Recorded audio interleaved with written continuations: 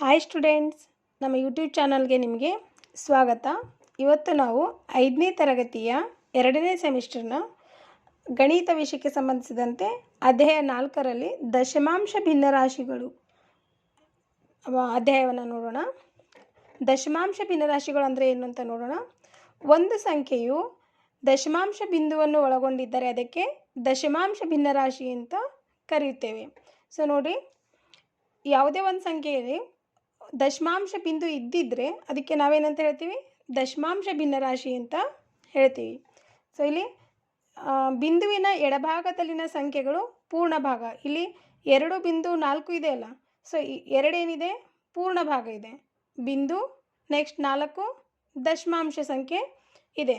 So ಬಿಂದುವಿನ ಬಲಭಾಗದಲ್ಲಿನ ಸಂಖ್ಯೆಗಳು ಭಿನ್ನ ಭಾಗ ಅಥವಾ ದಶಮಾಂಶ ಭಾಗ.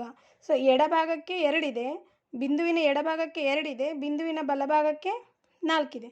ಸೊ 2 ಪೂರ್ಣ ಸಂಖ್ಯೆ ಇದೆ, 4 ದಶಮಾಂಶ ಭಿನ್ನ ಸಂಖ್ಯೆ ಅಂತ ನಾವು ಹೇಳ್ತೀವಿ.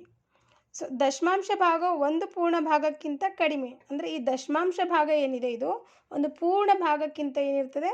ಕಡಿಮೆ ಇರ್ತದೆ.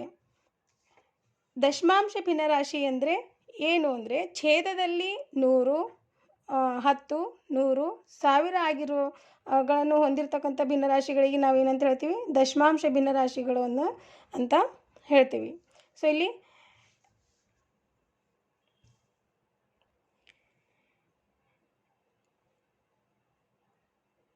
ಇಲ್ಲಿ ದಶಮಾಂಶಗಳ ಸ್ಥಾನ ಬೆಲೆ ಪಟ್ಟಿ ಇದೆ ನೋಡಿ. ಬಿಂದುವಿನಿಂದ ಈ ಕಡೆ ಎಡಭಾಗಕ್ಕೆ ಬಿಡಿ 10, 100, 1000. ನಾವು ಸಾಮಾನ್ಯ ದಶಮಾನ ಪದ್ಧತಿಯಲ್ಲಿ ಯಾವ ಥರ ಬಿಡಿ 10, 100, 1000, 10,000 ಅಂತ ಬರಿತೀವಲ್ಲ, ಸೊ ಅದೇ ಥರ ಸ್ಥಾನ ಬೆಲೆ ಇರ್ತವೆ. ನೆಕ್ಸ್ಟ್ ಬಿಂದುವಿನ ಬಲಭಾಗಕ್ಕೆ ದಶಾಂಶ, ಶತಾಂಶ, ಸಹಸ್ರಾಂಶ. ಸೊ ದಶಾಂಶ ಅಂದರೆ 10ನೇ 1 ಭಾಗ, ಶತಾಂಶ ಅಂದರೆ 100ನೇ 1 ಭಾಗ, ಶತ ಅಂದರೆ 100 ಅಂತ ಅರ್ಥ. ಸೊ 100ನೇ 1 ಭಾಗ. ಸಹಸ್ರಾಂಶ ಅಂದರೆ 1000ಕ್ಕೆ 1 ಭಾಗ, ಸಹಸ್ರ ಅಂದರೆ 1000 ಅಂತ ಅರ್ಥ. ಇಲ್ಲಿ ನೋಡಿ ಒಂದು ಸಂಖ್ಯೆ ಬರೆದಿದ್ದೀನಿ ನಾನು ಕೆಳಗಡೆ. ಇದನ್ನು ನಾವು ಓದೋದು ಹೇಗೆ? 4532.123 ಅಂದರೆ ದಶಮಾಂಶ ಆದ ನಂತರ ಬರ್ತಕ್ಕಂಥ ಸಂಖ್ಯೆಗಳನ್ನು ನಾವು ಮೊಬೈಲ್ ನಂಬರ್ ಹೇಳಿದಾಗೆ ಬಿಡಿ ಬಿಡಿಯಾಗಿ ಓದಬೇಕು. ಅಭ್ಯಾಸ 4.1 ನೋಡೋಣ. ಅದಕ್ಕಿಂತ ಮುಂಚೆ ನಾವು ಕೆಲವೊಂದು ಶಾರ್ಟಲ್ಲಿ ಬರಿತೀವಿ, ಸಂಕ್ಷಿಪ್ತವಾಗಿ ಬರಿತೀವಿ. ಮೀ ಅಂತ ಬರೆದ್ರೆ ಮಿಲಿ ಮೀಟರ್ ಅಂತ ಅರ್ಥ. Milli metre. ಸೆಂಟಿಮೀಟರ್ ಅನ್ನೋದಕ್ಕೆ ನಾವು ಮೀ ಅಂತ ಬರಿತೀವಿ, ಮೀಟರ್ಗೆ ಮೀಟರ್ ಅಂತ ಬರಿತೀವಿ. ಸೊ 1 ಸೆಂಟಿಮೀಟರ್ನಲ್ಲಿ 10 ಮಿಲಿಮೀಟರ್ಗಳು ಇರ್ತವೆ. ಈ ಉದಾಹರಣೆಗೆ ಈ ಸ್ಕೇಲ್ ಇದೆ. ಈ ಸ್ಕೇಲ್ನಲ್ಲಿ ನೀವು ನೋಡ್ತೀರ, ನಿಮ್ಮ ಎಲ್ಲರ ಹತ್ರನೂ ಸ್ಕೇಲ್ ಇದೆ.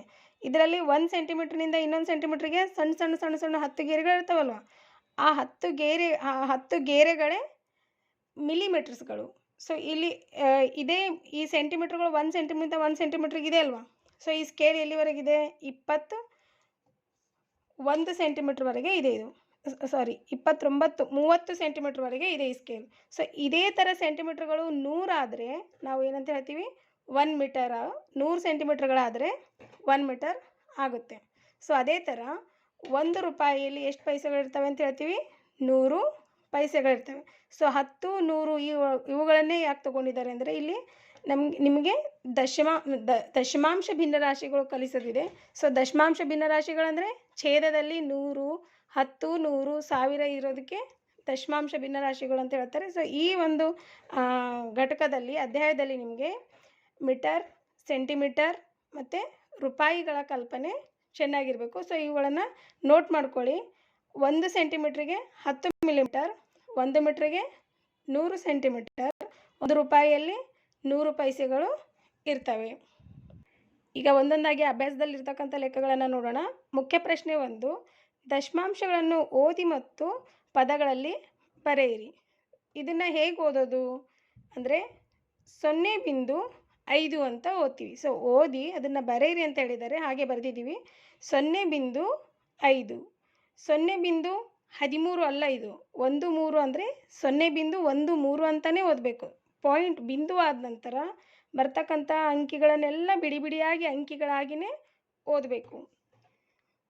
0.13 1.7 ಆಗುತ್ತೆ. ಹಾಗೆ 5.21. ನೆಕ್ಸ್ಟ್ ಮುಖ್ಯ ಪ್ರಶ್ನೆ 2, ಕೆಳಗೆ ಕೊಟ್ಟಿರುವ ಅಂಶಗಳನ್ನು ಸಂಖ್ಯೆಗಳಲ್ಲಿ ಬರೆಯಿರಿ. ಅಂದರೆ ಇಲ್ಲಿ ಸಂಖ್ಯೆ ಕೊಟ್ಟಿದ್ದರು, ದಶಮಾಂಶಗಳು ಕೊಟ್ಟಿದ್ದರು, ನಾವು ಪದಗಳಲ್ಲಿ ಬರೆದೆವು. ಈಗ ಪದಗಳು ಕೊಟ್ಟಿದ್ದಾರೆ, ನಾವು ಅದನ್ನು ದಶಮಾಂಶದಲ್ಲಿ ಬರಿಬೇಕು. 0.12, ಸೊ 0 ಬರೆದ್ಬಿಟ್ಟು ಒಂದು ಬಿಂದು ಕೊಟ್ಬಿಟ್ಟು 1 2 ಅಂತ ಬರೆಯೋದು ಅಷ್ಟೇ. ಅವ್ರು ಏನು ಪದದಲ್ಲಿ ಕೊಟ್ಟಿರ್ತಾರೋ ಅದನ್ನೇ ನಾವು ಸಂಖ್ಯೆಯಲ್ಲಿ ಬರೆಯೋದು. 6.8, 10.5, 4.02, 6.84, 108.06. ಸೊ 108 ಬರೆದ್ಬಿಟ್ಟು ಬಿಂದು ಕೊಟ್ಬಿಟ್ಟು 06 ಬರೆಯೋದು. ನೆಕ್ಸ್ಟ್ ಬಿಟ್ಟ ಜಾಗವನ್ನು ತುಂಬಿರಿ. 8 ಮಿಲಿಮೀಟರ್ ಇದೆ ಕೊಟ್ಟಿದ್ದಾರೆ, ಡ್ಯಾಶ್ ಸೆಂಟಿಮೀಟರ್ ಅಂದರೆ 1 ಸೆಂಟಿಮೀಟ್ರಿಗೆ 10 ಮಿಲಿಮೀಟರ್ಸ್ ಆಗುತ್ತೆ. ಸೊ ಅಲ್ಲಿ 8 ಮಿಲಿಮೀಟರ್ ಅಂತ ಕೊಟ್ಟಿದ್ದಾರೆ ಅಂದರೆ ಪೂರ್ಣ ಭಾಗ ಆಗಿಲ್ಲ ಅದು. ಹಾಗಾಗಿ 0.8 ಅಂತ ನಾವು ಬಿಟ್ಟ ಸ್ಥಳದಲ್ಲಿ ಬರಿತೀವಿ. 75 ಮಿಲಿಮೀಟರ್ಸ್.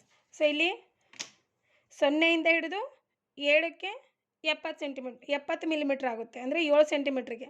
ಸೊ 10 ಇದೆ ಅಲ್ವ, 1 ಸೆಂಟಿಮೀಟ್ರಿಂದ 1 ಸೆಂಟಿಮೀಟ್ರಿಗೆ 10 ಇದೆ ಅಂದಾಗ 0ಇಂದ ಹಿಡಿದು 7ರವರೆಗೆ 70. ಸೊ 7 ಏನಾಗ್ತು, ಪೂರ್ಣ ಸೆಂಟಿಮೀಟ್ರ್ ಆಗ್ತು. ಅದಾದಮೇಲೆ 5 ಇನ್ನೂ ಉಳಿದಿದೆ ಅಲ್ವಾ, ಸೊ ಅದು ಭಾಗ ಇದೆ, ಅಂದರೆ ಅಪೂರ್ಣ ಭಾಗ ಇದೆ, ಸೊ ದಶಮಾಂಶ ಇದೆ ಅಂಥೇಳಿ 7.5 ಅಂತ ಬರಿತೀವಿ. ಇದೇ ಥರ 8 ಸೆಂಟಿಮೀಟ್ರ್ ಅಂದಾಗ ನಾವು ಎಡಭಾಗಕ್ಕೆ ಪೂರ್ಣ ಸಂಖ್ಯೆ 8.5. 525 ಮಿಲಿಮೀಟರ್ಸ್ ಅಂದರೆ 52 ಸೆಂಟಿಮೀಟರ್ 5 ಮಿಲಿಮೀಟರ್ಸ್, ಅದನ್ನು ನಾವು 52.5 ಅಂತ ಬರಿಬೇಕು. ಬಿಟ್ಟ ಜಾಗ ಭರ್ತಿ ಮಾಡಿರಿ. 4ನೇ ಮುಖ್ಯ ಪ್ರಶ್ನೆ, ಬಿಟ್ಟ ಜಾಗ ಭರ್ತಿ ಮಾಡಿರಿ. ಇಲ್ಲಿ ಸೆಂಟಿಮೀಟರ್ಗೂ ಮಿಲಿಮೀಟ್ರಿಗೂ ಟ್ಯಾಲಿ ಮಾಡಿದ್ರೆ ಇಲ್ಲಿ ಸೆಂಟಿಮೀಟ್ರಿಗೂ ಮೀಟ್ರಿಗೂ ಟ್ಯಾಲಿ ಮಾಡಿದ್ದಾರೆ. ಸೊ 8 ಸೆಂಟಿಮೀಟ್ರ್ ಅಂದರೆ ಮೀಟ್ರ್ನಲ್ಲಿ 100 ಸೆಂಟಿಮೀಟ್ರ್ ಆದರೆ 1 ಮೀಟ್ರ್ ಆಗುತ್ತೆ. ಸೊ 8 ಸೆಂಟಿಮೀಟ್ರ್ ಅಂದಾಗ ನಾವು 8/100 ಅಂತ ಆಗುತ್ತೆ. ಸೊ 0.08 ಅಂತ ಬರ್ಕೋಬೇಕು ಇಲ್ಲಿ. ಸೊ 72 ಸೆಂಟಿಮೀಟ್ರ್ ಅಂದಾಗ ಇನ್ನೂ 1 ಮೀಟ್ರೂ ಆಗಿಲ್ಲ. ಸೊ 0.72. 375 ಸೆಂಟಿಮೀಟ್ರ್ ಅಂದರೆ 300 ಅಂದಾಗ 3 ಏನಾಗ್ತು, ಮೀಟರ್ ಆಗ್ತು ಕಂಪ್ಲೀಟಾಗಿ. So 3 metre 75 centimetre. ಸೊ ದಶಮಾಂಶ ಆದ ನಂತರ ಬಿಂದು ಆದ ನಂತರ ಬರೋದು ಅಪೂರ್ಣ ಭಾಗ ಆಗಿರ್ತದೆ, ದಶಮಾಂಶ ಆಗಿರ್ತದೆ. ಸೊ 3 ಮೀಟ್ರ್ ಆದ ನಂತರ ಇನ್ನೂ 7.5 ಏನಿದೆ, 75 ಸೆಂಟಿಮೀಟ್ರ್ ಉಳಿದಿದೆ. ಅದಕ್ಕೆ ನಾವು 3.75 ಅಂತ ಬರಿತೀವಿ. So 4 metre 80 centimetre. So 4 metre 80 ಸೆಂಟಿಮೀಟ್ರನ್ನ 4.80 ಮೀಟರ್ ಅಂತ ಬರಿತೀವಿ. 15 ಮೀಟರ್ 6 ಸೆಂಟಿಮೀಟ್ರ್. ಸೊ 6 ಸೆಂಟಿಮೀಟ್ರ್ ಅಂದರೆ 0.6 ಆಗುತ್ತೆ. ಸೊ ನೋಡಿ, 15 ಮೀಟ್ರ್ ಪೂರ್ಣ ಭಾಗ ಬರೆದು 6/100 ಅಂದಾಗ ಇದು 0.06 ಆಗುತ್ತೆ. ಸೊ 15.06 ಅಂತ ಬರಿತೀವಿ. ನೆಕ್ಸ್ಟ್ ದಶಮಾಂಶ ಭಿನ್ನರಾಶಿಗಳಲ್ಲಿ ಬರೆಯಿರಿ. ಸೊ ಇಲ್ಲಿ ಮಿಲಿಮೀಟರ್ಗೂ ಸೆಂಟಿಮೀಟ್ರಿಗೂ ಟ್ಯಾಲಿ ಮಾಡಿದರು. 4ನೇ ಭಾಗದಲ್ಲಿ ಸೆಂಟಿಮೀಟ್ರಿಗೂ ಮೀಟ್ರಿಗೂ ಟ್ಯಾಲಿ ಮಾಡಿದರು. ಇಲ್ಲಿ ರೂಪಾಯಿ ಮತ್ತು ಪೈಸೆಗೂ ಟ್ಯಾಲಿ ಮಾಡಿದ್ದಾರೆ. ಸೊ 75 ಪೈಸೆಗಳು, ಇದನ್ನು ನಾವು ರೂಪಾಯಿಗೆ ಕನ್ವರ್ಟ್ ಮಾಡಿದಾಗ 0.75 ಅಂದರೆ 75 ಪೈಸೆ ಇದೆ. ಸೊ 0.75/100 ಅಂತ ನಾವು ಬರ್ಕೊಂಡಾಗ ಅಂದರೆ 100ರಲ್ಲಿ 100 ಪೈಸೆ ಇರಬೇಕಿತ್ತು, 100ರಲ್ಲಿ 75 ಪೈಸೆ ಮಾತ್ರ ಇದೆ ಅಂದಾಗ 0.75 ಆಗುತ್ತೆ. ಸೊ 10 ರೂಪಾಯಿ 25 ಪೈಸೆ. ರೂಪಾಯಿಗಳನ್ನು ನಾವು ಎಡಭಾಗಕ್ಕೆ ಬರಿತೀವಿ. 10 ರೂಪಾಯಿ 10.25 ಅಂದರೆ 10 ರೂಪಾಯಿ 25 ಪೈಸೆ. 870 ಅಂದಾಗ 800ಕ್ಕೆ 8 ರೂಪಾಯಿ ಆಗ್ತು. ಸೊ 8.70 ರೂಪಾಯಿಗಳು. 782 ರೂಪಾಯಿಗಳು 10 ಪೈಸೆ. ಸೊ 782.10 ಅಂತ ಬರೆಯುತ್ತೇವೆ. ಸೊ 2050 ಪೈಸೆಗಳು ಅಂದಾಗ 100ಕ್ಕೆ 1 ರೂಪಾಯಿ ಆಗ್ತು. ಸೊ 20 100 2000 ಅಂದರೆ 20 100 ಅಂತ ಅರ್ಥ. ಸೊ ಇದಕ್ಕೆ 20 ರೂಪಾಯಿ 50 ಪೈಸೆ ಆಗ್ತು. ಸೊ ಇದನ್ನು ನಾವು ಈ ಥರನೂ ಬರಿಬೋದು. 100ಕ್ಕೆ 2050 ಅಂದಾಗ 2 ಸೊನ್ನೆಗಳು ಅಂತಂದರೆ 2 ಸಂಖ್ಯೆಗಳನ್ನು ಬಿಟ್ಟು ನಾವೇನು ಮಾಡ್ತೀವಿ, ಬಿಡಿ ಸ್ಥಾನದಿಂದ 2 ಸಂಖ್ಯೆಗಳನ್ನ ಬಿಟ್ಟು ಪಾಯಿಂಟ್ ಇಡ್ತೀವಿ. ಸೊ ಈ ಥರ ಲೆಕ್ಕಗಳು ನಿಮಗೆ ಮುಂದಿನ ಅಭ್ಯಾಸದಲ್ಲಿ ಬರ್ತವೆ, ಅದರಲ್ಲಿ ನೋಡೋಣ.